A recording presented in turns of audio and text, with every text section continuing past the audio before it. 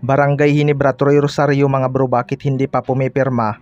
At Justin Brownlee gustong bawiin ang kampyonato.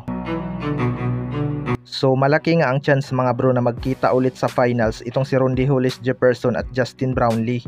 Matatandaan na last Governors Cup tinalo nga ng TNT Tropang Giga ang Barangay Ginebra na pinangunahan ni Rondy Hollis Jefferson. Naging mainit nga sa mga fans itong si RHJ last season dahil nagyabang nga ito na siya ang pinakamagaling na import sa ating liga.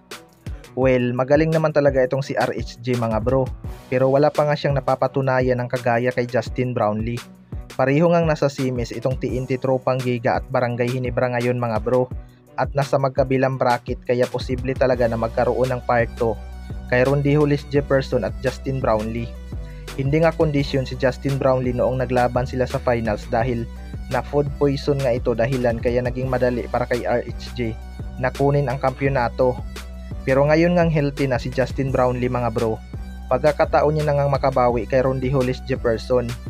Gusto nga daw bawiin ni Justin Brownlee ang kampyonato ngayong conference mga bro. Hindi naman talaga malabong mangyari yan kapag nagkita ulit sila sa finals. Alam naman natin kung gaano pa rin kahalimaw maglaro si Justin Brownlee kahit may edad na ito kaysa kay Rondy Hollis Jefferson. Kaya kaabang-abang talaga ang match-up ng dalawang ito kapag pareho silang lulusot sa semis. Sa kabilang banda naman mga bro, Troy Rosario, bakit hindi pa pumipirma?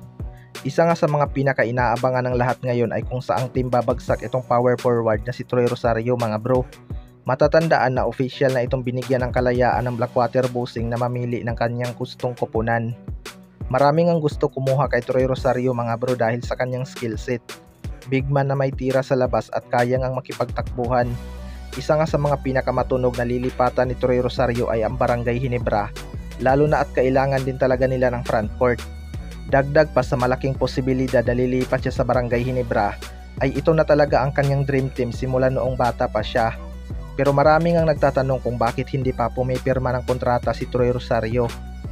Well, para sa akin mga bro, naghihintay pa lang talaga siguro ng tamang pagkakataon itong si Troy Rosario, pero baka may offer na siguro ang Barangay Ginebra sa kanya na pinag-iisipan niya pa.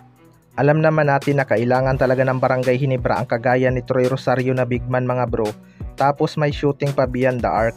Kaya malaking addition talaga to sa kanilang frontcourt, lalo na at posibleng wala si Isaac Go at Jody Vance next conference kung saan maraming matatangkad na import.